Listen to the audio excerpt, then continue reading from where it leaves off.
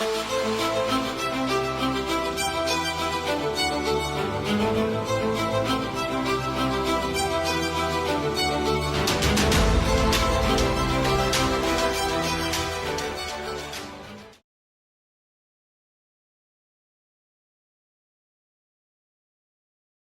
continuar con la última sección de este Congreso, Hard Monterrey 2024 y 21º de CICIAC. Y para eh, dar esta siguiente charla, que es la conferencia magistral de cierre, de clausura, que se tratará sobre las nuevas evidencias en la válvula aórtica bicúspide y qué nos va a traer el futuro, quiero invitar al doctor Arturo Evangelista Masip, quien nos acompaña desde España. Es ex jefe de la sección de imagen cardíaca del Hospital Valdebrón, ex vicepresidente de la Sociedad Española de Cardiología, miembro propulsor y fundador del grupo de trabajo de patología aórtica de la, de la Sociedad Europea de Cardiología, perdón, y de la Sociedad Española de Cardiología, y además cuenta con más de 300 publicaciones en revistas de alto impacto, miembro de las diversas guías europeas de imagen cardíaca, valvulopatías y patología aórtica, y es director del proyecto Aorta para la formación, difusión y discusión del conocimiento de esta patología, actualmente en la plataforma web Aorta Hub. Por favor, doctor Arturo Evangelista, acompáñenos aquí en esta conferencia. Bienvenido, doctor. Muchas gracias. Bueno, muchas gracias por la introducción y por darme la charla de conferencia de clausura. Después del currículum pensaba que espero que no me pase como de Beca y que acabe yo con una disección de aorta, pero tanto tiempo dedicado con lo mismo, a veces es tentar al destino. Aún no sé por qué me metí en esta patología, pero bueno, la cuestión es que fue por el transesofágico. Y a la bicúspide, pues no sé, fue un FIS que me presenté. A partir de ahí vi que había muchas cosas por aprender. En la mayoría de aspectos atractivos de la aorta es que la imagen da luz y da mucha información que realmente se desconoce hasta que no la utilizas. El título, pues yo diría que la válvula bicúspide entró un poco en el escenario pues hace unos 8 o 10 años, pero que hemos avanzado mucho en el conocimiento en nuestro grupo de una forma sistemática, porque siempre digo lo mismo, cuando abres una puerta se te abre un corredor que tiene 20 puertas más y nunca acabas de sacar preguntas a todo lo que haces. Bueno, el tema es importante porque no sé si somos 100, pero como mínimo tocaría que hubiera un par de personas en la sala que tengan bicúspide. Un 2% de la población tiene bicúspide, entonces pues no es una cosa pues menor ni infrecuente, sino todo lo contrario. Es la patología cardiovascular congénita más frecuente en la población, la bicúspide. Por lo tanto, pues quizás es un tema más relevante de lo que a veces tratamos.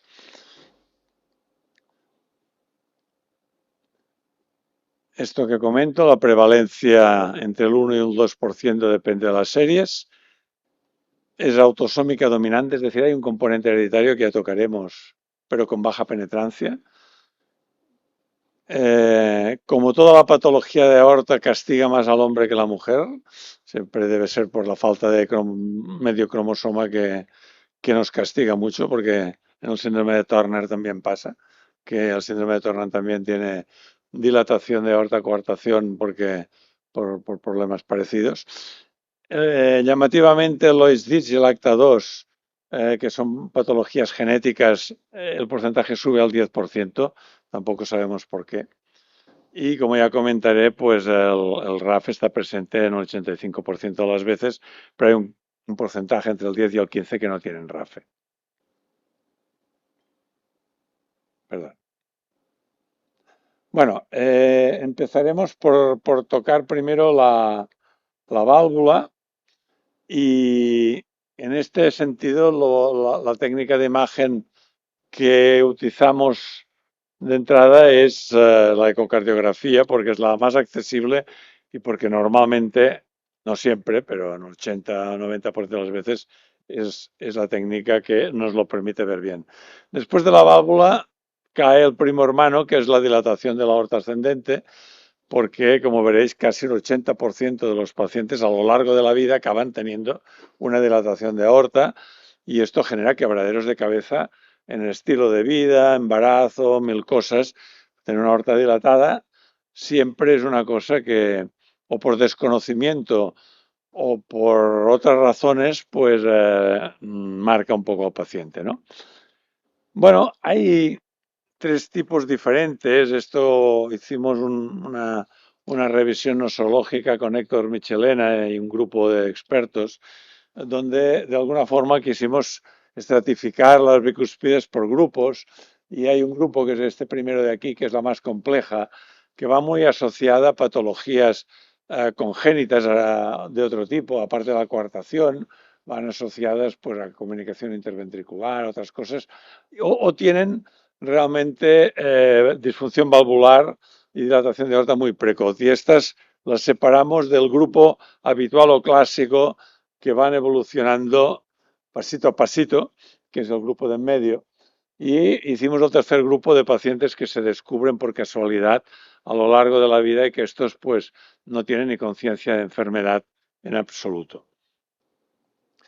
Sí que por los estudios ya clásicos de la Mayo Clinic sabemos que llamativamente, aunque es una enfermedad que incomoda, vemos que la mortalidad es cuando se maneja adecuadamente, y la Mayo Clinic lo hace, pues es parecida al resto de la población, no hay más mortalidad. Pero sí que vemos en la diapositiva de la izquierda de que esto es a base de pagar un peaje. El peaje es que los pacientes pues necesitan cirugía, sobre todo valvular, y un porcentaje necesita algunos cirugía valvular y aórtica y otro un porcentaje más reducido cirugía aórtica solamente. Es excepcional la presencia de disección en grupos controlados. Muy a menudo que se diseca es el que no sabe ni que la tiene, que un día determinado llega al hospital con dolor torácico y dice, ah, mira, tiene una aorta dilatada, ah, mira, tiene una bicúspide. Pero si tú controlas una bicúspide, tiene que ser muy raro que se te diseque porque no es un Marfan, no es un Loeys-Dietz, son patologías muy diámetro dependientes que no traicionan. Esto es importante de saberlo. Y esta es la última publicación del Grupo de la Mayo en este último año, donde podéis ver realmente cómo va realmente creciendo el aneurisma de aorta de una forma marcada con la edad. A los 80 años, pues el 80%, 78% de la población tiene diámetros de aorta de más de 45 y veis en la curva de la izquierda cómo se van precisando la cirugía solo de la aorta, pues en un 25% a lo largo de los años. Es más frecuente la cirugía valvular que no la sola de la aorta. Y muy a menudo es mixta. Vamos a pasar a los morfotipos valvulares, porque esta patología es bastante compleja, no es tengo esto y ya está. O sea, hay morfotipos diferentes, con características diferentes y con pronósticos diferentes y manejos diferentes. Y un poco la charla también va a ir por ahí. Fijaros el espectro de morfotipos que tenemos en esta patología, la válvula bicúspide. Tenemos desde una fusión parcial del RAFE, que esta es la primera de aquí, que pasa, a menudo se nos cuela por eco como si fuera una válvula tricúspide y no lo es, ya lo comentaré después, a válvulas que pueden ser con RAFE, con un ángulo que puede ser pues más cerrado, de 120 grados, a un ángulo de 180 grados, que es la de medio del todo, que son las más fáciles de operar, de reparar, o tenemos bicúspides que solo tienen dos senos, que son las de la izquierda, y que no tienen RAFE, y que es otro espectro de la válvula bicúspide que también tiene un perfil y pronósticos diferentes, como ya os comentaré. Bueno, esto es bueno de saberlo para ver por dónde va tu paciente y cuánto tiempo la tienes que ir siguiendo. Aquí veis las imágenes. El de arriba es una bicúspide que no tiene RAFE. La de aquí es la más frecuente, la de abajo de la derecha, que es una fusión derecha-izquierda, casi el 70%. La de en medio es una fusión derecha no coronárica, que es un 20%, y la última es una fusión de la izquierda con la no coronárica, que es un 2 o un 3%. Cada una tiene sus problemas, ya os lo adelanto. Esta primera de aquí abajo pues va a ir más frecuentemente con dilataciones proximales, puede ir con estenosis con insuficiencia. La de en medio veréis que no dilata la raíz nunca y que tiene una tendencia a la estenosis aórtica. Ya lo iremos comentando, pero cada una, solo con su morfología, tiene rasgos diferenciales.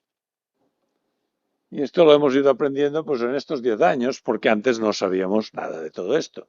Pero pienso que a partir de aquí pues vamos subiendo en el conocimiento de las cosas.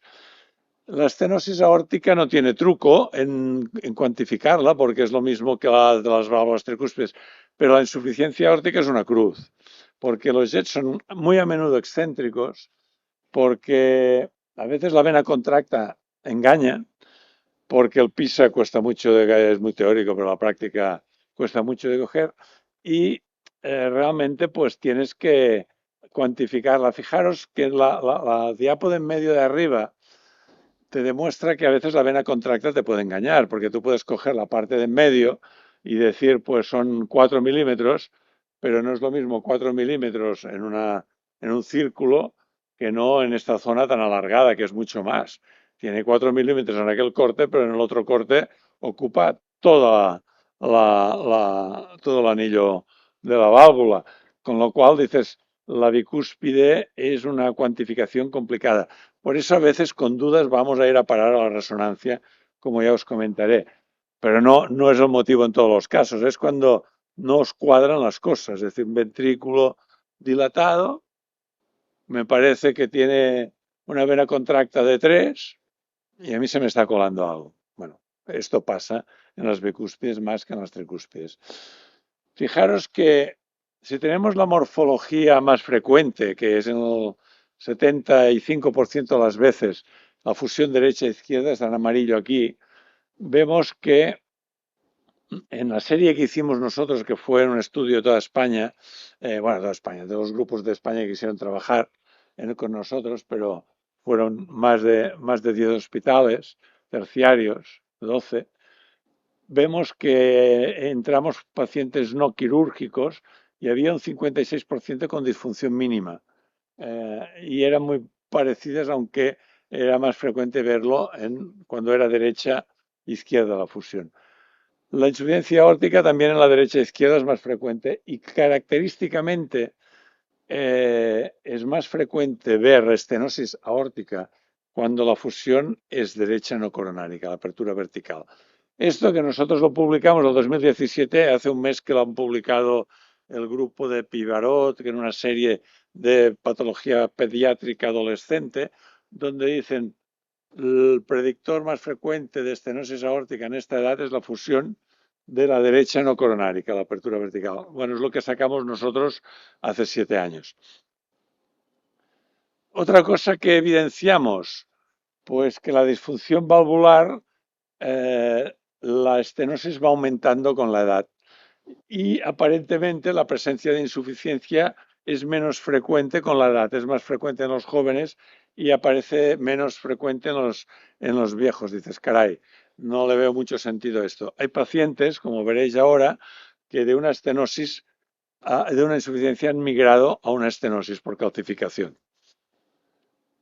¿Qué factores se relacionan con la disfunción valvular y en una bicúspide tienden a calcificarla y a hacerla estenótica o que sea insuficiente? Pues curiosamente los mismos factores de riesgo arteriosclerótico cardiovascular. O sea, vemos que se relaciona con la edad, perdón, que se relaciona con la edad, que se relaciona con la hipertensión arterial, que se relaciona con la dislipemia, que se relaciona con la diabetes y con el tabaquismo. Es decir, todo lo que aumenta la arteriosclerosis facilita la calcificación y facilita la estenosis. Bueno, nos sorprendió que fuera tanto mimetismo, pero tiene su lógica biológica seguro. En la insuficiencia no cumple los mismos parámetros, pero en la estenosis son factores de riesgo cardiovasculares, paciente con más números de tener válvula calcificada.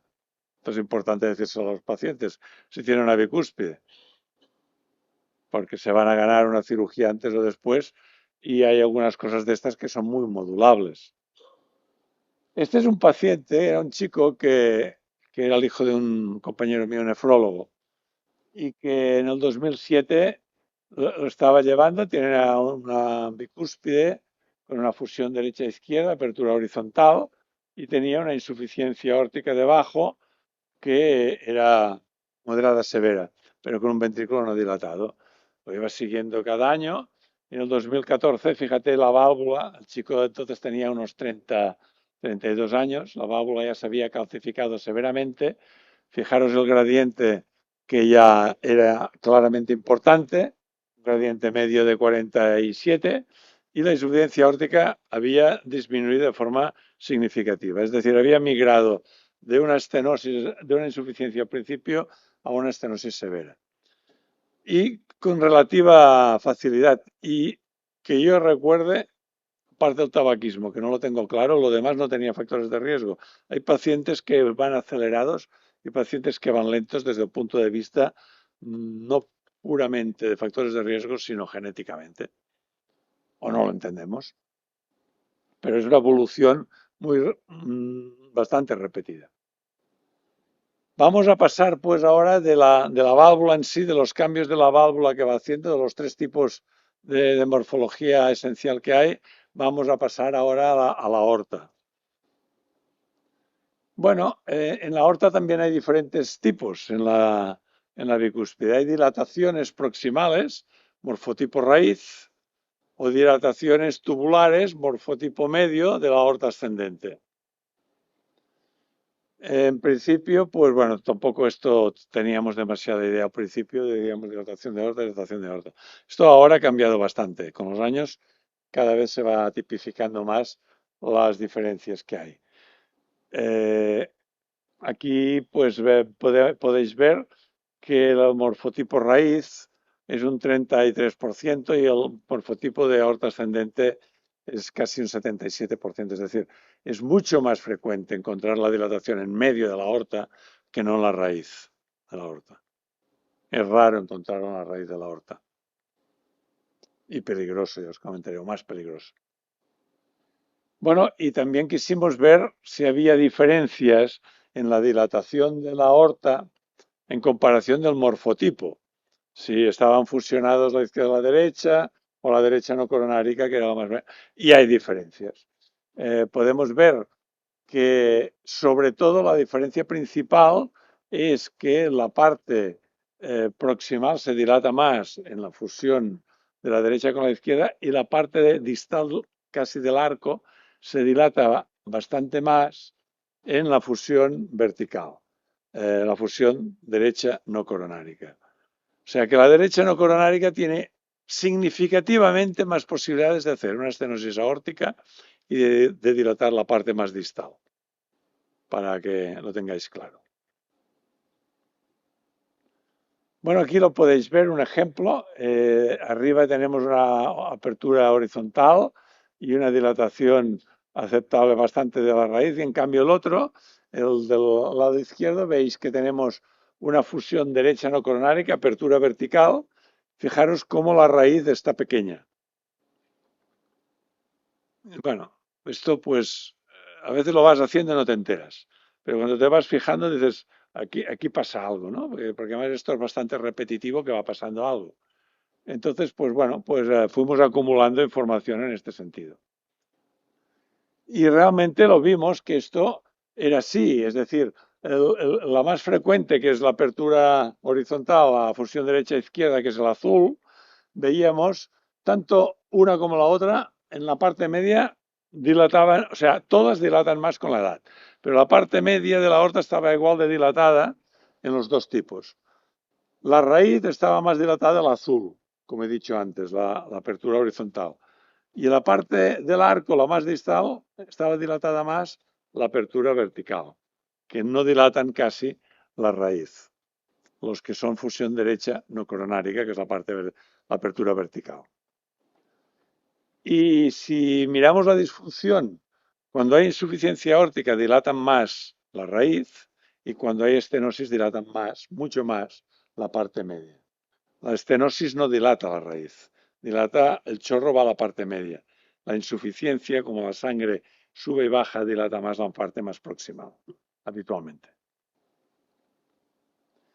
Con lo cual, bueno, si hiciéramos un algoritmo, y no me voy a entretener mucho con esto, veremos que en verde la parte media es lo que está más dilatado en todos los casos, sea por morfotipo de válvula o por que sea estenótica o insuficiente. La parte media de la aorta, el segmento tubular, es el que siempre se dilata más. La parte, el color rojo, que es la raíz, fijaros que cuando hay apertura vertical, derecha no coronárica, hay mucho menos dilatación de rojo que cuando hay la apertura horizontal. Y cuando hay estenosis aórtica y hay apertura, fusión derecha no coronárica, es que no hay ningún caso que dilate la raíz. Es decir, la estenosis aórtica y la apertura vertical protegen la dilatación de la raíz. ¿Y qué pasa con las que no tienen RAFE? Las que no tienen RAFE, la aorta dilata igual que las que tienen RAFE, pero llamativamente no tienen casi ni la mitad ni la cuarta parte de disfunción valvular, sobre todo de estenosis. ¿Por qué? Porque la válvula bicúspide casi siempre se estenosa a través de calcificación y empieza por el RAFE. Estas, como no tienen RAFE muy a menudo, no van a la estenosis. Si van a algo es a la insuficiencia, pero no van a la estenosis. Con lo cual, si yo tuviera que tener pues una bicúspide, que me la den sin RAFE, aunque solo es el 10% del afortunado, pero es un concepto también a tener en cuenta. No RAFE, probablemente no estenosis.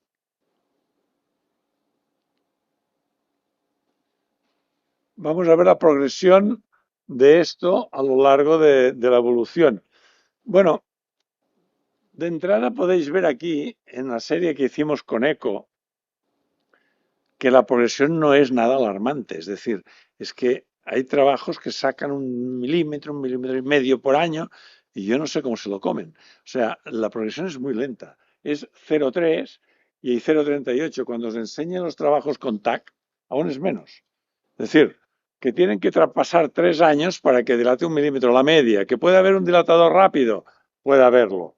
En esta vida hay de todo, pero es excepcional. Cuando tengáis una dilatación rápida, lo primero que tenéis que pensar es, ¿me habré equivocado al medir ahora o el año pasado? Porque es infrecuente estos saltos que hay de 4 y 5 milímetros, pensar que es más un error de medida o al menos contemplar esta posibilidad. Fijaros que en la raíz la dilatación de medio milímetro por año es lo máximo que encontramos. Y en la parte tubular, más de medio milímetro por año, pues es en un 30, no llega al 30%, un 30%. Lo demás es de menos de medio milímetro por año. ¿Y qué factores se relacionaron con la raíz de aorta? Los dilatadores que eran más rápidos, el cuartil de mayor dilatación rápida, eran los que tenían insuficiencia aórtica y eran los que tenían hipertensión arterial. Y los que en la parte tubular, los dilatadores rápidos, eran solo los que tenían disfunción valvular. Los que tenían estenosis o insuficiencia dilataban más rápidamente. Es decir, tenemos pobres marcadores de dilatación rápida para decir, a este lo sigo más de cerca y a esto sigo más de cerca, porque salen significativos, pero con una potencia un poco pobre, ¿no? Que juegan algo, pero no suficiente para decir usted tranquilo que no va a dilatar casi nada. Entonces vamos a ver qué aporta la imagen multimodal, porque estamos en la imagen multimodal. Y la imagen multimodal da mucha información, pero da mucho lío si no lo conocéis bien. Entonces vamos a tocar un poco este tema. Obviamente la imagen multimodal nos permite a veces, si tenemos dudas, ver si es una bicúspide o no, ver si está calcificado o no, ver aquí en el lado de abajo a la derecha la insuficiencia aórtica, si tiene una severidad o no, porque tenemos dudas por lo que hemos visto antes por el jet excéntrico, la vena contracta y no nos queda claro, pues calcular la fracción regurgitante por la resonancia magnética es fiable y aparte puedes ver el resto de la aorta y puedes descartar la coartación. Es decir, tiene sentido no hacerlo de rutina, pero hacerlo cuando hay alguna justificación o de vez en cuando, como ya comentaremos. Una limitación que hemos visto claramente, la gente no mide la aorta tubular, la gente hace el eco, mira la raíz de aorta y ya le tienes que dar un notable y la parte tubular no la mira casi ni Dios. Pero es que es obligada a mirar la parte tubular en una bicúspide, porque es la parte que está más dilatada.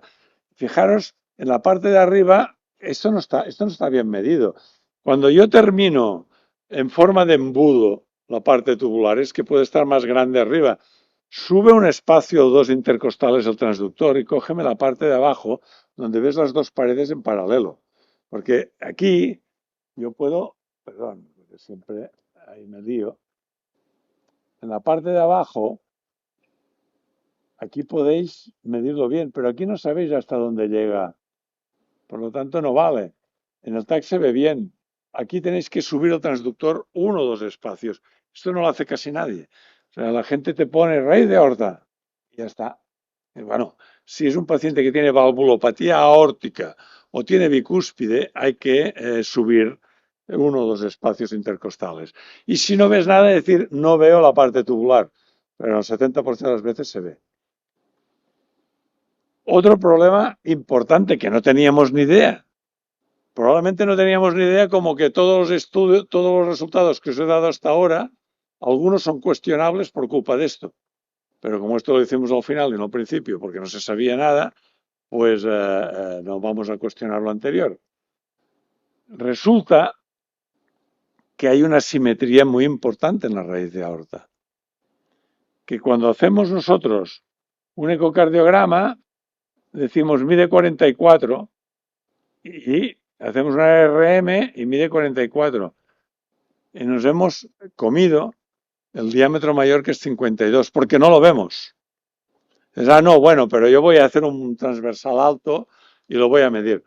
La resolución lateral de la eco no permite medir el transversal alto, aparte que es como un embudo y subes y bajas y te va cambiando 5 milímetros de distancia.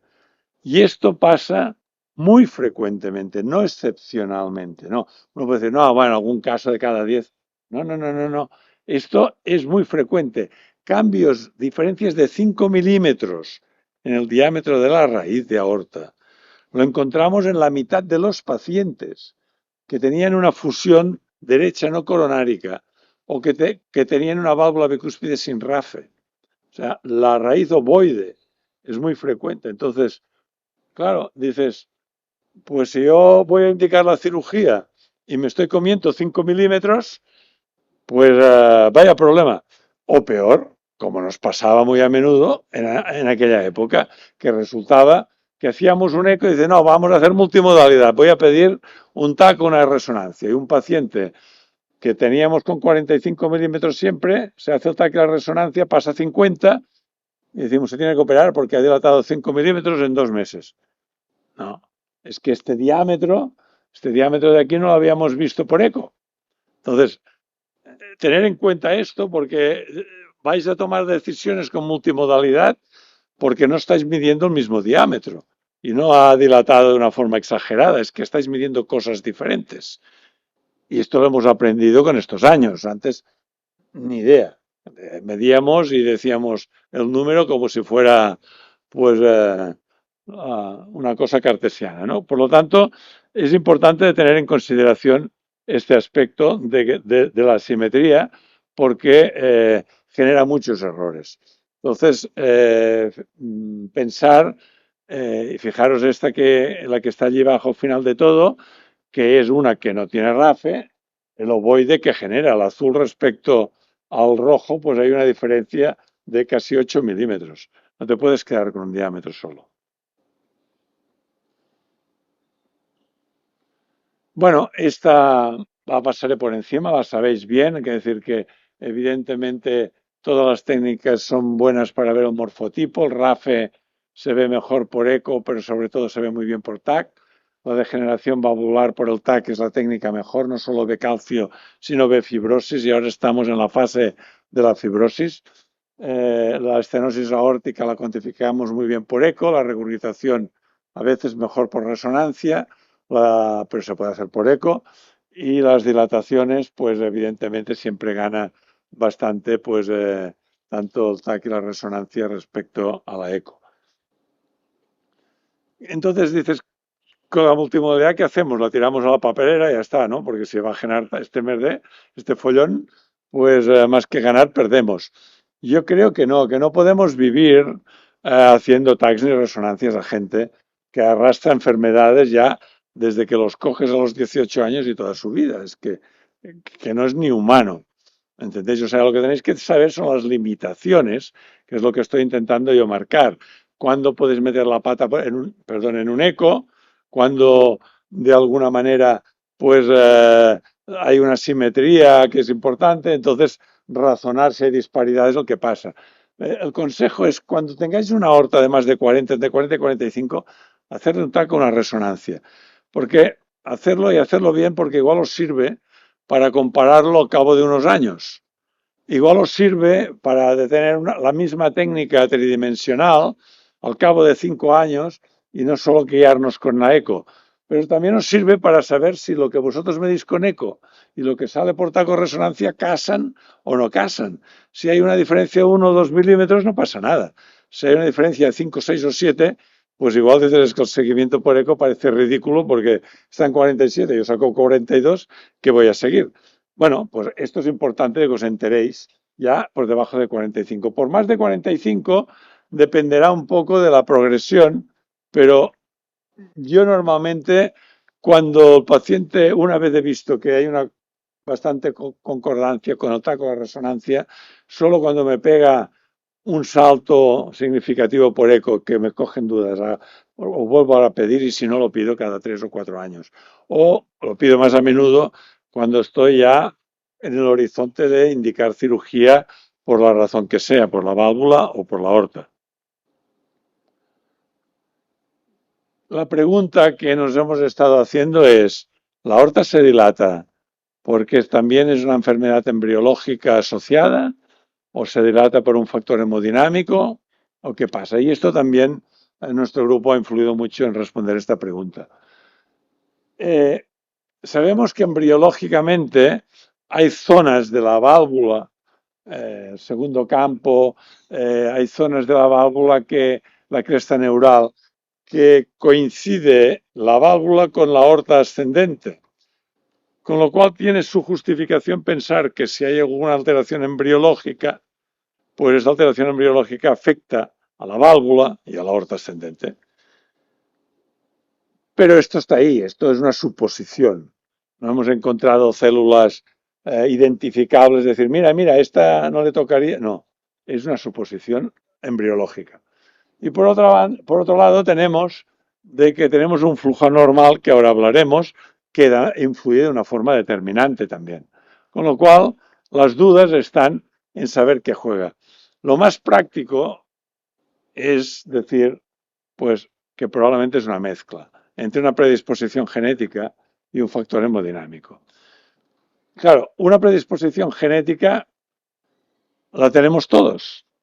Si no, explicarme por qué un paciente hipertenso tenemos una cuarta parte que tienen hipertrofia y los demás que no hacen hipertrofia y tienen la misma hipertensión. O porque uno dilata la raíz de aorta, es hipertenso, y otros no.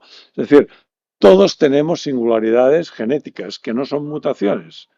Pues bueno, de alguna forma esto funciona así. La mezcla puede ser no una mutación, sino simplemente una predisposición genética con factores hemodinámicos.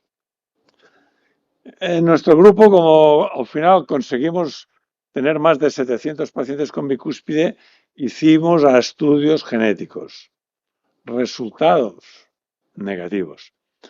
Estamos en el BAPCOM, que es el consorcio de bicúspides mundial, que estamos trabajando también con ellos. Se han incluido más de 5.000 pacientes. Genética negativa. No nos sale nada. pensamos de que no hay una mutación en sí misma, que es una enfermedad poligénica con serie de factores condicionantes que hacen que funcione cuando se juntan 3 o 4 cartas a la vez, pero que no hay un gen responsable de la enfermedad, sino una serie de genes favorecedores, porque no nos sale nada, al menos hoy por hoy. Pero es que hay cosas que te lo hacen pensar. Aquí sí que vemos alteraciones cuando tenemos una enfermedad genética como un Marfan, un Loeys-Dietz, con bicúspide, dilatan la raíz y dilatan de forma exagerada. ¿Pero por qué? Porque la bicúspide, que tiene una alteración de flujo, encima se le junta una debilidad de la pared. Y ya es una combinación maligna. Pero esto es un subgrupo de la población. Pero fijaros que si fuera una enfermedad genética en sí misma, que no digo que no lo sea, sorprende que cuando operas al paciente, la aorta deja de dilatarse. Hay un subgrupo, el de la izquierda no se dilata, en el subgrupo de la derecha veréis que hay un subgrupo que dilata. ¿Cuál? El que ya tenía la aorta dilatada. Por encima de 45, cerca de 50, las aortas siguen dilatando. ¿Por qué? Porque yo pienso que una cosa que está enferma o que le hemos dejado enfermar ya no para, sigue haciendo dilatación. Pero si la coges por 45 menos, no dilata cuando lo operas. Por eso la recomendación de cuando operes una válvula, si tienes que un diámetro de más de 45, arréglalo. Si tiene menos de 45, déjalo. Porque probablemente si no ha dilatado hasta 45, probablemente ya se quedará parado y no hace falta tocar la aorta. Ahora, si ya está dilatada, aunque cambies la válvula, lo que se ha estropeado de la pared, pues o la debilidad que ha generado seguirá dilatando. Esto es más un tema progresivo que no tanto una enfermedad genética, porque cuando, cambias la válvula y no tienen mucha dilatación, no dilatan más. Después hicimos un estudio con un estudio de screening familiar de 256 familias, probando con sus familias que entraron, pues de alguna forma analizamos al final la incidencia familiar de bicúspide para ver si tenía alguna posibilidad de buscar la herencia o si tenía sentido hacer screening. ¿Qué nos encontramos? Que en la misma familia había un 6,4% de posibilidades de tener bicúspide los familiares, o sea, 3 veces más o casi 4 veces más que la población en general. O sea, de alguna forma hay mucha más incidencia de tener bicúspide cuando un familiar tiene bicúspide que en la población en general. Pero no es un 50%, simplemente es un 6,4%. Lo que nos llamó la atención del resultado es que sí había un 10% de familiares que tenían la aorta dilatada. ¿Por qué sacamos una bicúspide en el 6,4%, pero en cambio la aorta dilatada es un 10% el que encontramos? Ya explicaré las razones, lo que decía de que cada pregunta tiene su respuesta y que su respuesta te abre una nueva pregunta. Bueno, aquí al final pues hicimos un editorial con Héctor Michelena en la Europea, donde planteamos los beneficios y los costes de hacer screening familiar, y los dos, como somos muy aficionados a la bicúspide y conectamos con muchas cosas, pues nos apuntamos a decir que haríamos screening familiar. No hacer un ecoestándar, sino simplemente ver si hay bicúspide, si hay dilatación de aorta ascendente, que esto igual se puede hacer en 3 o 5 minutos, o al menos ofrecérselo al paciente. En las guías europeas que han salido hace una semana ponen cuando la aorta está dilatada debe solicitarse. Yo esto no lo entiendo, pero bueno, es una copia de las guías americanas que tampoco lo entendí. Pero esté dilatada o no esté dilatada, si yo tengo una bicúspide, me gustaría saber si mi hermano o mis hijos tienen una bicúspide, punto y raya. Porque igual no está dilatada ahora, pero puede estarlo con los años. Fíjate qué curiosidades que se encuentran. Aquí tenemos a la izquierda el padre y a la derecha tenemos el hijo. tienen dos morfotipos diferentes. El padre tiene una fusión derecha-izquierda y el hijo derecha no coronárica. Una apertura horizontal y el otro la apertura vertical. O sea, el morfotipo entre padres e hijos no concuerda. Yo creo que era el padre, pero me imagino que era el padre. Y fijaros que la dilatación de la aorta tampoco concuerda. El padre tiene una dilatación en la raíz y el hijo la tiene en la tubular, coincidiendo un poco con los morfotipos de la válvula. Y esto no es excepcional, es decir, esto lo que me sugiere a mí es que probablemente hay una facilitación multigénica, pero que después en fase embrionaria pues se juegan las cartas de forma diferente y uno sale de una manera y otro sale de otra. Bueno, si vamos mirando hacia atrás, fijaros que en el 2005 el grupo de Nápoles, los cirujanos de Nápoles, que ya les gustaba mucho el tema este de la bicúspide, ya nos dieron una serie de datos que tenían que hacernos reflexionar, porque no sé vosotros, pero yo en el 2014, cuando estuve en las guías europeas de valvulopatías, la bicúspide y el Marfan se trataban por igual, cuando no tienen nada que ver. Pero este grupo ya antes de 2014, el 2005, ya hizo histología, anatomía patológica y evidenció de que mientras en un lado de la pared de la aorta había alteraciones de la pared, degeneración de la interfibrosa, la músculo quística, había alteraciones importantes histológicas de degenerativas de la pared, en la pared contralateral era normal. Esto en Omarfan no sale. En las enfermedades genéticas no va de paredes, es toda la aorta circunferencialmente. Y fijaros que cuando miras la aorta ascendente, también parece que en la bicúspide tiende una joroba hacia un lado determinado. ¿Por qué esto? Bueno, pues probablemente es que debe ser el jet, ¿no? Que está pegando a un lado y está castigando una pared y la otra no la toca. Por lo tanto, no tiene por qué ser lo mismo que las enfermedades genéticas que afectan circunferencialmente a toda la aorta. Y bueno, pues tuvimos la suerte de empezar a trabajar con resonancia magnética 4D, 4D Flow.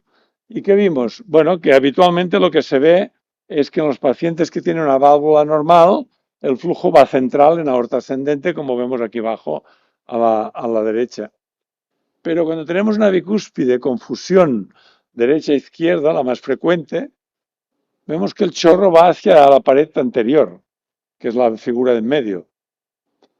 Y llamativamente, cuando la fusión es derecha no coronárica, que es la de la izquierda de allí, ¿hacia dónde va el chorro? Hacia la pared posterior. Esta es la que dilata menos la raíz y esta es la que dilata más el arco. Es efecto chorro. Es efecto chorro. Es decir, depende de la dirección del chorro, nos dilata un segmento o nos dilata otro segmento. Y se ve muy bien por 4D Flow. Y han habido estudios que han validado esto que estoy diciendo yo, viendo que las alteraciones del chorro, del flujo, que es excéntrico, que realmente aumenta el Walcher estrés de la pared donde va a parar el chorro, provoca alteraciones de la matriz del espacio extracelular, adelgazamiento de las fibras elásticas, en toda esta zona donde pega el chorro. Por lo tanto, es posible que haya una debilidad genética, pero la aorta esencialmente está bajo el efecto de un chorro que no va en medio de la luz, sino que va a pegar a la pared de la aorta continuadamente. Y aquí podéis ver nuestras imágenes, cómo tenemos un chorro que va hacia la pared anterior o el otro que va hacia la pared posterior y sube directamente hacia arriba. Y esto lo va marcando en cada latido. Y esto es importante porque yo ayer, mientras estaba cenando contigo, utilicé la computadora,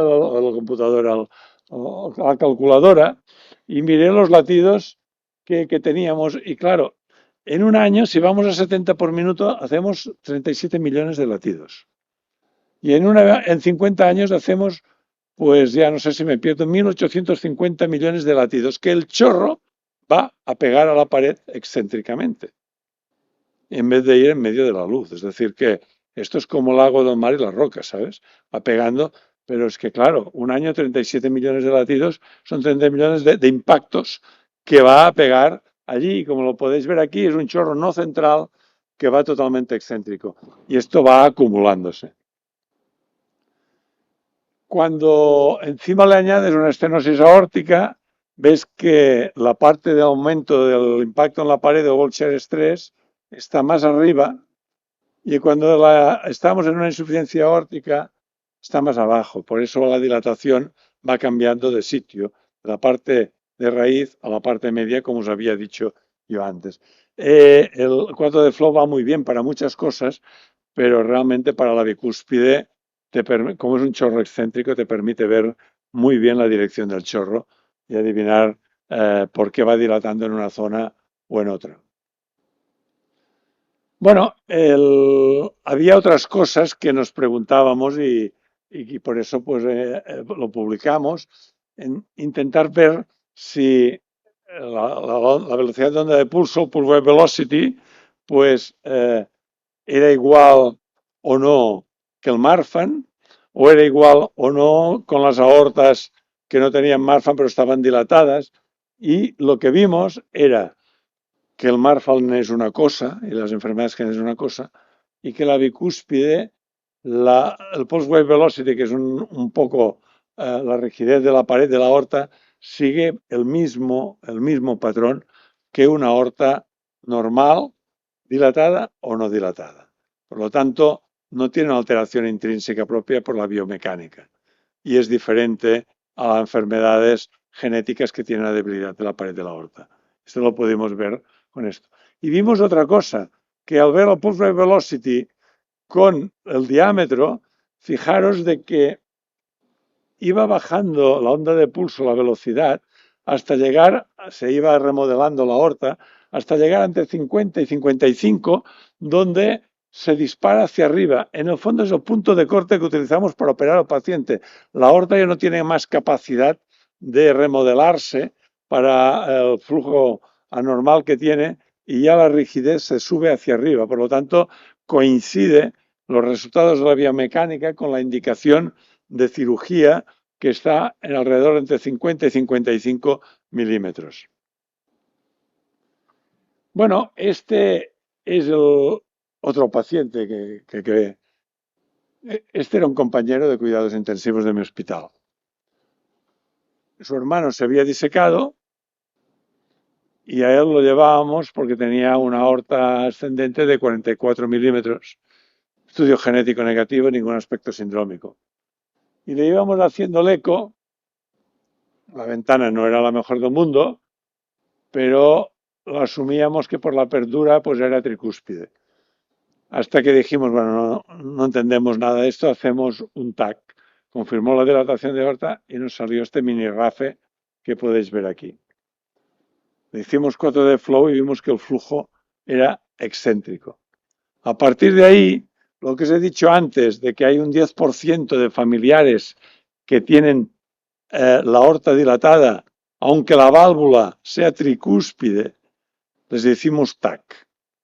Y en el 50% encontramos que tenían mini RAFE, que no se ve por eco, pero sí se ve por TAC, por resonancia o por transesofágico. El mini RAFE de este tipo por eco es muy difícil de verlo.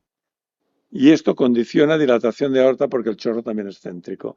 Esto lo publicamos en Circulation, tampoco se conocía.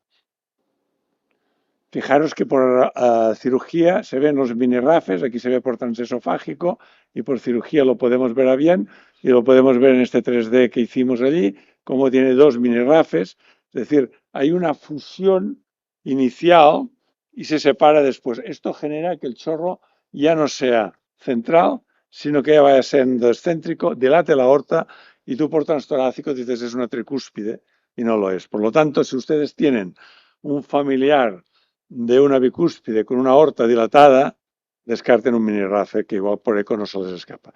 Verán la aorta dilatada, pero no entenderán el porqué. Bueno, después vimos que la extensión del mini RAFE se relacionaba con la anomalía del flujo y con la dilatación de la aorta, con lo cual, pues bueno, entendimos bien por qué pues tenía sentido, los mini RAFes generaban menos distorsión, pero la generaban, y cuando el RAF era más completo generaba más distorsión. Pero después de todo esto, claro, uno se pregunta, ¿no? Porque todo esto yo no lo he hecho yo, lo hemos hecho el equipo, pero también porque tenemos unos ingenieros que trabajan con nosotros y que ya saben tanta patología aórtica como nosotros, y porque le reflexionamos todo, y entonces no hacen números, sino que entienden lo que buscamos. Dijimos, mira, todo esto es muy bonito, pero si yo digo, ya sé por qué dilata la raíz, o ya sé por qué dilata la tubular o el arco, pero yo no sé lo que me va a dilatar por año, no acaba de tener gracia médicamente, ¿no? Entonces dijimos, intentemos buscar las variables si nos predicen algo. Y nos predicen moderadamente, pero nos predicen. El Wilshire Stress, de todas las variables del 4 de Flow, el Wilshire Stress circunferencial, tiene una relación bastante buena con la progresión de la dilatación.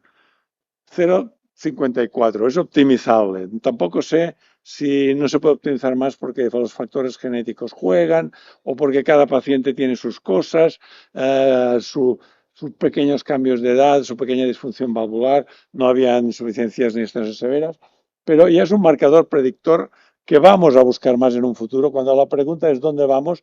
Vamos a individualizar, a decirle a un paciente, mira, tú tienes un perfil bajo de progresión y es esperable bueno, que no hace falta que cambies tu estilo de vida o tengamos un predictor alto, como estos que están arriba con un estrés circunferencial muy grande y que van dilatando más. Es decir, tú tienes que modular tu actividad física o tienes, no sé, porque si no vas a quemar etapas y vas a acabar pues teniendo que operar 10 años antes de lo que te tocaría, ¿no? Y vamos a buscar esto. Y esto pues nos da esta información que pienso que es importante. Al final siempre pasa lo mismo en biología. Ningún factor, que es lo que buscamos nosotros, manda. Es un acúmulo de factores. La predisposición genética que siempre pues es el comodín y que nos va a costar de avanzar porque si ya tenemos problemas en tener las mutaciones exactas en cosas que son poligénicas, pues igual no nos faltan 15 años, yo no sé, igual la inteligencia artificial nos pega un avance increíble y de aquí 5 años ya detectamos cosas importantes, pero la predisposición genética juega en todo, hasta en los que somos más calvos o menos. O sea, juega en todo. El fenotipo valvular, ya os lo he dicho, ya os lo he comentado, el flujo de forma evidente que juega. El Wilshire Stress, la disfunción valvular, estenosis o insuficiencia. La edad aumenta. El diámetro de la aorta en todos. Si hay hipertensión, también. Si hay coartación, afecta. Es decir, al final es una suma de factores. Lo que pasa es que hay algunos que tenemos claros y otros que tienen mucha importancia, pero que aún no hemos llegado a definir con rotundidad. Para mí los dos pivotantes son la predisposición genética y del Wilshire Stress o del 4 de Flow sacar la combinación más potente que estamos aproximándonos a ella. ¿Qué pasa? Que estamos midiendo la aorta con mucha finura con TAC, pero aún se puede medir con mucha más finura cuando tengamos la inteligencia artificial y nos ponga una reproducibilidad exacta, porque ahora podemos medir muy bien en intervalos de 3-5 años, pero medir cada año los cambios hay demasiado ruido para ser exactos. Entonces, para ver si una cosa progresa no necesitas años. O mides muy exactamente o no puedes definirlo. Yo creo que todo esto está en cascada, porque el conocimiento adquirido nos dice bastante por dónde hemos de ir. Ya para acabar, bueno, una publicación que hicimos hace 3 meses, bueno, que publicamos en Circulation hace 3 meses, que era para saber dónde vamos, pues habían salido bastantes trabajos retrospectivos en la literatura donde decían que la atorvastatina protegía de la dilatación de aorta con P significativas y, bueno, no tanto ya con la válvula aórtica porque han habido muchos tropezones con la atorvastatina y la severidad de la estenosis aórtica. Pero como en este caso había afectación de la válvula aórtica y de la aorta ascendente hicimos una serie de 220 pacientes, también un estudio multicéntrico en España, que lideramos nosotros, y les dimos atorvastatina de 20 versus placebo, lo midimos con angiotac de forma ciega, era un estudio que ni el médico ni el paciente sabía lo que tomaba, y los resultados a los 3 años negativo. Ni para la aorta vimos cambios, ni para la calcificación de la válvula en el score, ni para la disfunción valvular. Es probable, como crítica, una vez ha terminado el estudio, que en vez de 3 años hubiéramos tenido que hacer 5 o 10 años para que esto fuera significativo. Es posible que 20 miligramos de atorvastatina sea poco, pero no sabéis lo que nos cuesta a la gente que tiene bicúspide, que tiene conciencia de estar sana, excepto cuando ya se le dice que la cosa va madurando, que se tomen más medicamentos porque ellos piensan que no tienen nada porque no notan nada. La enfermedad va creciendo. Entonces esto es difícil de considerar. Encontramos un dato llamativo. Y este dato yo pienso que otros estudios van a tener que validarlo. Fijaros que aquí cuando dividimos la población nuestra en pacientes que tenían score cero respecto a score alto, los pacientes con placebo que tenían score cero, a los 3 años iba subiendo el score de una forma significativa. Sorprendentemente, el grupo de atorvastatina con score cero se quedaron con score cero. El estudio no está diseñado para eso y otros grupos tendrían que confirmarlo. Cuando no había calcificación, la atorvastatina no impidió que se calcificara en estos 3 años. Pero cuando había calcificación, no salió nada significativo, pero sí hay una tendencia es que cuando les das atorvastatina, los pacientes calcifican igual o hasta un poco más que si no le das atorvastatina. Es decir, que la atorvastatina nos funcionó cuando la válvula no estaba calcificada para que no calcificaran. Pero ya te digo, es un subgrupo de la población nada despreciable, 105 pacientes, pero se tendrá que modular o se tendrá que confirmar en otros estudios, porque cuando ya hay calcio, parece que la atorvastatina lo que hace es calcificar más, como en las coronarias, o sea, estabiliza placa, hace todo, pero calcificando. E igual resulta, y esto no lo sé, que cuando tienes calcio en la aorta, en la válvula, pues la atorvastatina igual no impide que calcifiques más, como ya salieron los estudios, sino igual hasta calcifica un poco más y todo. Bueno, hay estos estudios en marcha, ahora se va buscando pues la lipoproteína A, se va buscando tratamientos para la línea de la osteogénesis, de la calcificación, a la vitamina K y todos esos estudios en marcha. Se está utilizando el PET para intentar que sea un marcador de calcificación rápida o no. Está en movimiento. Es evidente que esta enfermedad es muy frecuente. He dicho, entre 1 y el 2% de la población. La estenosis aórtica es lo más frecuente y probablemente la estenosis aórtica, pues las que se operan, hay una incidencia muy alta de bicúspides, con lo cual no es un problema secundario ni residual. Encontrar una terapia que nos frene o nos evite la calcificación, pues sería fantástico, sin duda. Por eso yo pienso que esto va a continuar. Nosotros hemos puesto nuestro peldaño, nuestro granito de arena, con el primer estudio randomizado, doble ciego, de atorvastatina. Pero de este trabajo les han generado muchas hipótesis a otros grupos porque ya me lo han dicho. Ya para acabar, indicación de cirugía, ¿qué vamos a encontrar? Bueno, vamos a encontrar que los cirujanos, cuando tengan una válvula poco calcificada o nada, pues nos van a tener que reparar la válvula, porque realmente, igual que pasó con la valvulopatía mitral, la insuficiencia mitral, es una pena que por una insuficiencia aórtica, pues nos pongan a una prótesis biológica que degenerará en 8 o 10 años o una mecánica toda la vida, con lo cual pues o hacen un ROS, que esto ya es más complicado, o van a aprender en las válvulas que se pueda, que tengan una apertura más o menos horizontal de 180 grados, a reparar la válvula porque los resultados son buenos y simplemente hay que concentrar los pacientes a un cirujano, pero esto no es aquello que son 5 divinos en la tierra que lo hacen, sino que es una cosa que debe ser una norma, porque al paciente joven que debe operarse, si lo puede reparar, le estás cambiando el escenario totalmente antes de ponerle una prótesis.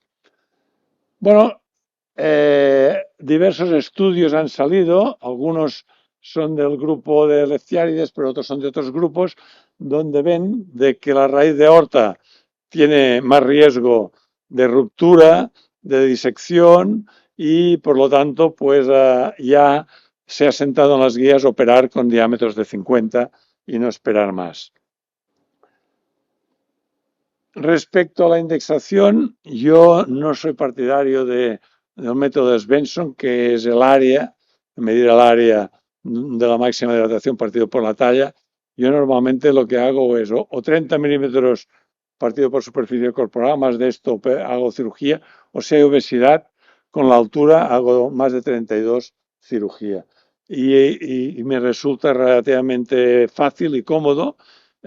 Si el paciente pues no es bajito, es de talla normal, igual no hace falta, pero si tienes dudas, pues estos son puntos de corte de como mínimo levantar la mano y hacer la señal de alarma de que tocaría ya cambiar esta aorta.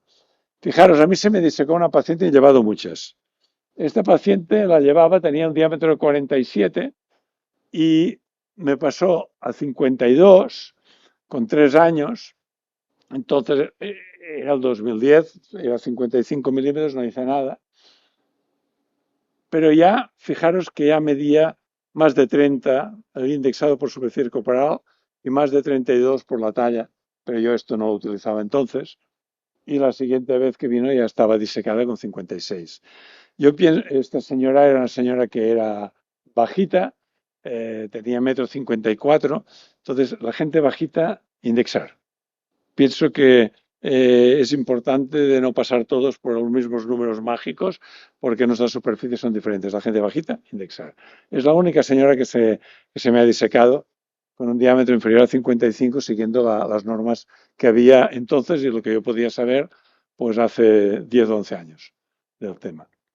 Ya, para acabar, pues las conclusiones serían que la válvula aórtica bicúspide es intrínsecamente disfuncionante, tiene un chorro excéntrico y esto pues va cada latido desgastando más, aún en las válvulas normofuncionantes, la dilatación de la aorta existe porque el chorro castiga, que la fusión derecha-izquierda es la más prevalente, dilata más la raíz y la derecha no coronárica dilata mucho más el arco, la parte más distal, por lo tanto, a tenerlo en cuenta esto a la hora de valorar la aorta. El arco es más difícil de valorar por eco, por lo tanto la fusión derecha-izquierda se merece un TAC, derecha no coronárica se merece un TAC para ver la aorta distal, la apertura vertical.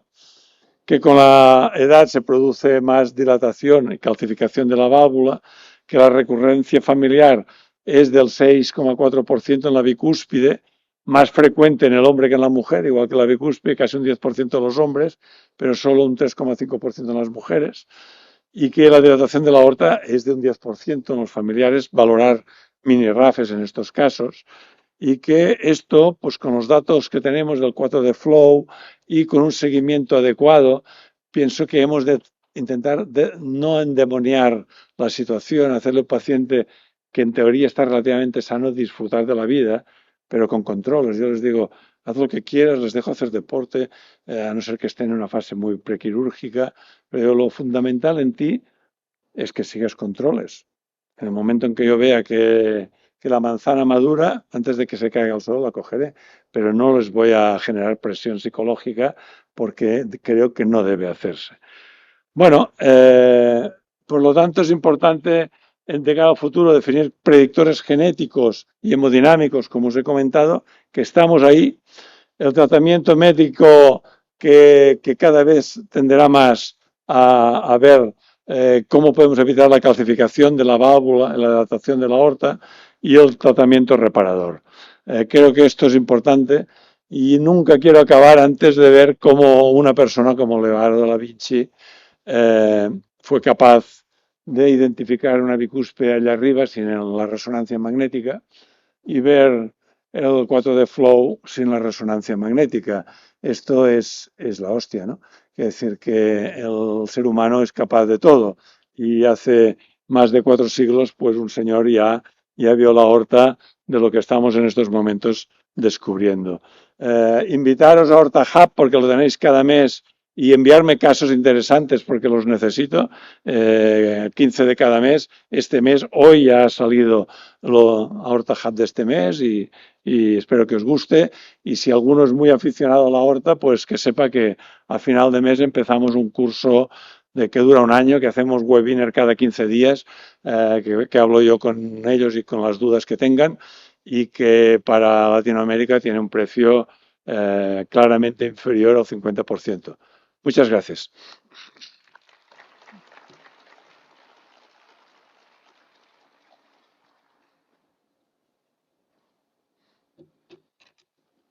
Doctor Evangelista, muchas gracias por su charla.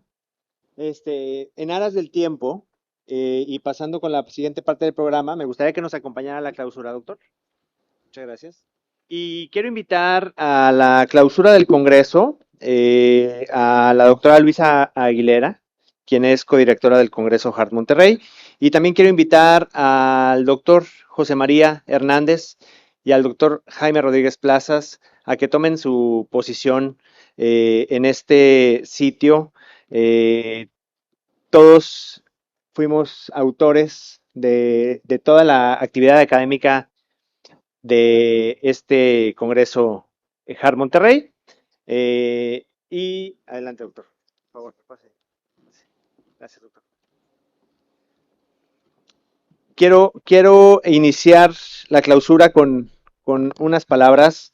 Eh, Creo que Hart Monterrey nació de este sueño, así como lo comenté en la inauguración, y justamente en la entrega del reconocimiento al doctor Trainini, comenté que el Congreso está diseñado con estos salones, con estos nombres de Left Atrium, Right Atrium, de Fulcrum, porque la intención de Hart Monterrey es vivir la cardiología desde dentro del corazón.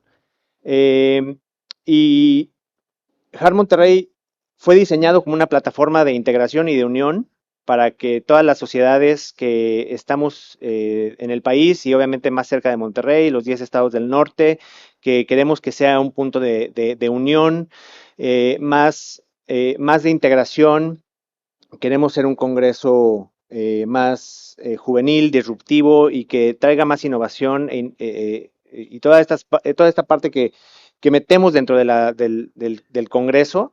Creo que cada año estamos logrando un poquito más de esto.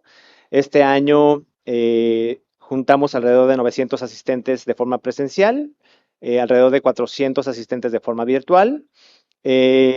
Logramos realizar alrededor de 460 participaciones con los 250 ponentes que vinieron, 100 ponentes internacionales, 150 nacionales. Y durante el Congreso se vivieron varias experiencias. Espero que cada uno de ustedes hayan disfrutado muchas de ellas. Entre ellas, el Congreso se basó mucho en el auditorio principal. El auditorio principal lo tuvimos ocupado la mayor parte del tiempo y quisimos desarrollar aquí no solamente las sesiones de keynote o estas sesiones magistrales, sino que también quisimos hacer cosas un poquito más para todo el personal que cuida del corazón. Y hicimos el primer caso en vivo de Hart Monterrey, traído por Boston Scientific desde ISTE Regional. Eh, Tuvimos también una entrega de reconocimiento, que justamente la primera entrega de reconocimiento por la trayectoria del doctor Jorge Carlos Trainini. Y creo que dentro de las experiencias de simposios multidisciplinarios y simposios y talleres, tanto con todos los ponentes que expresaron toda esta parte de academia completa, creo que se cumplió uno de los objetivos de Hart Monterrey, que fue llevar más innovación y más integración con todas las sociedades académicas. No quiero dejar de agradecer a todos los patrocinadores, que sin ellos no hubiera sido posible hacer este congreso. Todos ellos estuvieron bastante dedicados en su trabajo, en el tiempo que dedicaron solamente a seguirnos y producir todo lo que vieron allá afuera en la zona de Expo. Y obviamente el comité académico de parte de Hart Monterrey y de parte de CICIAC, que logró tener todas estas actividades en conjunto No me queda más que agradecer a todas las personas que trabajaron en el staff y que trabajaron en la parte audiovisual, toda la gente que estuvo tras bambalinas y que ustedes no vieron, pero que estuvieron ahí todo el tiempo para desarrollar el Congreso. Quiero invitar al doctor Jaime Rodríguez Plazas para que dé unas palabras de cierre por parte de la CICIAC y poder hacer una clausura de este Congreso. Adelante, doctor.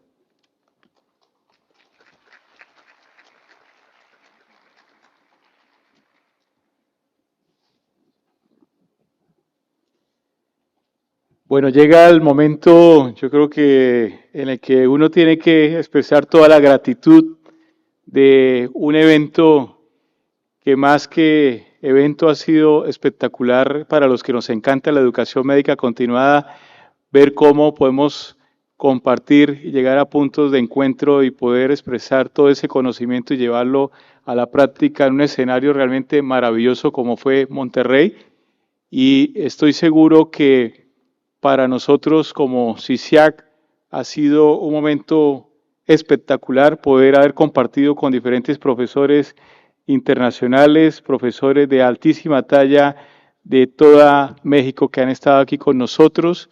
De verdad que el balance al final miramos el espejo retrovisor y ha sido increíblemente maravilloso cómo pudimos confluir entre Hart, Monterrey y nosotros con CICIAC. Y de verdad que quedan un camino por delante para poder construir nuestro próximo congreso en CICIAC, en el cual están todos invitados en la ciudad de Guayaquil.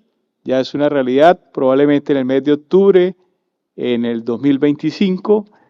Y para nosotros, los que manejamos todo el tema de la multimagen, créanme que compartir este concepto de la imagenología clínicamente aplicada con muchos conceptos llevados a la cardiología clínica, creo que es el mejor balance, cómo podemos integrar la imagen con la clínica y para nosotros ver un programa tan robusto con talleres, con workshops, con encuentros con el experto, encuentros en vivo, de verdad que es el encuentro moderno de la educación médica continuada, cómo podemos llegar y desde acá la invitación para que se unan con nosotros en todas estas actividades académicas y para nosotros también agradecimiento enorme de nuestros colegas y amigos de España que están con nosotros, acompañándonos, a todos los que han venido de los diferentes países y de verdad que muchas gracias y ha sido un encuentro absolutamente maravilloso desde todo punto de vista en lo científico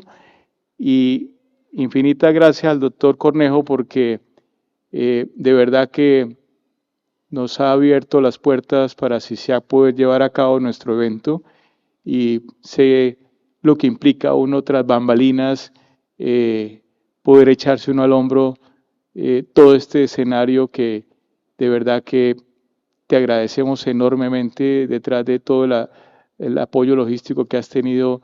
Tú has sido el cerebro también de gran parte del éxito de todo este evento y a la doctora Aguilera indudablemente que ha puesto un toque muy alto en el tema científico, el desarrollo de todo del programa científico y nada me queda nada más que de infinitas gracias a todos y cada uno de ustedes por acompañarnos en este evento, pero también creo que nuestro motor, que es el doctor José María Hernández, que realmente hizo valer la localidad en su ciudad de Monterrey, creo que de verdad también te mereces todo nuestro reconocimiento porque tu hospitalidad, tu ciudad, y de verdad que nos hemos sentido muy a grato, aunque la lluvia no nos ha dejado compartir como hemos querido con la ciudad, pero de verdad que muchas gracias y infinita gratitud.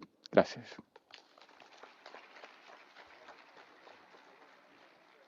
Adelante, doctor. Tenemos un video justamente para cerrar este congreso, entonces vamos a ver si lo podemos correr, por favor.